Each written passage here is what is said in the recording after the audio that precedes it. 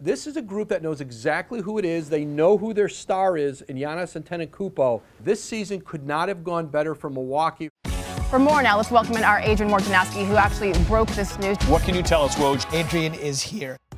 Perhaps no team in the NBA has done more to remake not only its roster, but its entire organization the way that the Clippers have in the last couple of years. You start with Doc Rivers, who has re-established himself as one of the elite coaches in the NBA, perhaps a front runner for Coach of the Year. To have this Clippers team with all the roster turnover, trading Tobias Harris to Philadelphia, to still be almost 10 games over 500 in the Western Conference is remarkable. This is a Clipper team with salary cap space, perhaps to be able to sign 2 max free agents this summer, multiple first-round picks going forward, thanks largely to the Tobias Harris trade with Philadelphia, and a culture now of tough-minded veteran players like Patrick Beverley, Lou Williams, who contribute to winning. And great players want to play with great role players, guys who do the dirty work. And the Clippers have created an infrastructure of that's going to be appealing to Kawhi Leonard, perhaps a Kevin Durant.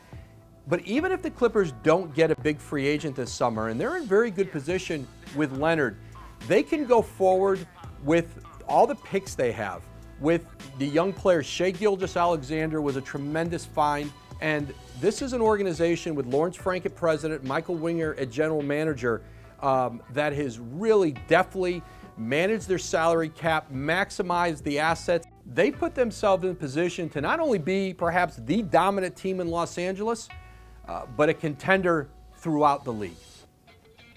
If you want to put it in context to summer free agency, there have been few more impactful signings than the Bucks hiring Mike Budenholzer as their head coach.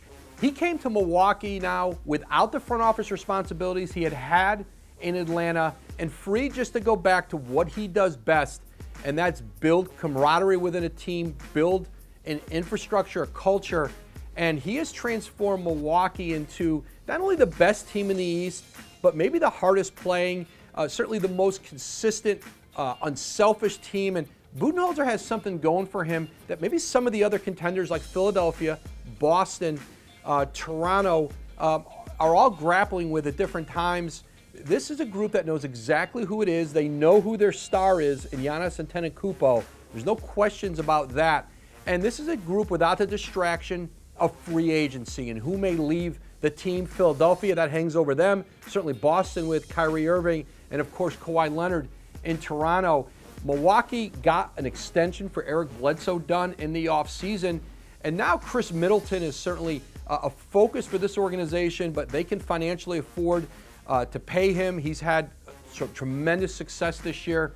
And Budenholzer's goal, and the goal of this entire organization, was to maximize what is probably the best young player in the league in Antetokounmpo, perhaps the league's MVP, and a player who they want to continue to build their organization around long term.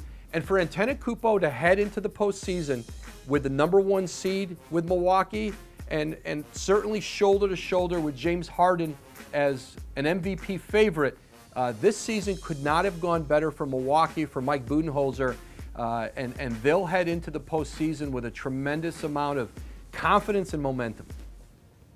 After what was really a tumultuous start to the season, injuries, a coaching change, the Bulls have come out of the other side of the trade deadline with a core of young players and a coach that they're ready to go forward with. 4 players 25 years or younger who really are going to constitute the future of this Bulls organization.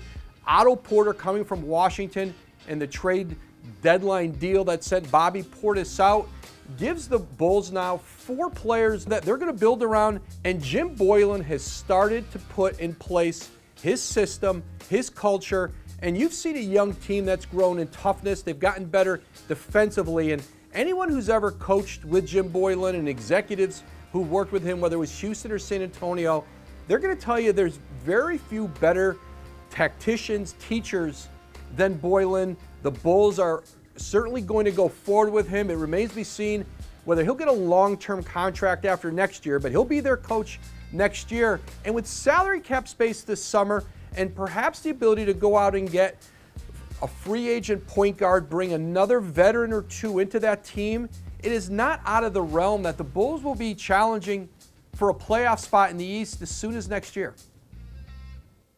Thanks everyone for watching ESPN's YouTube channel. Please subscribe and look out for future editions of the Woj Report.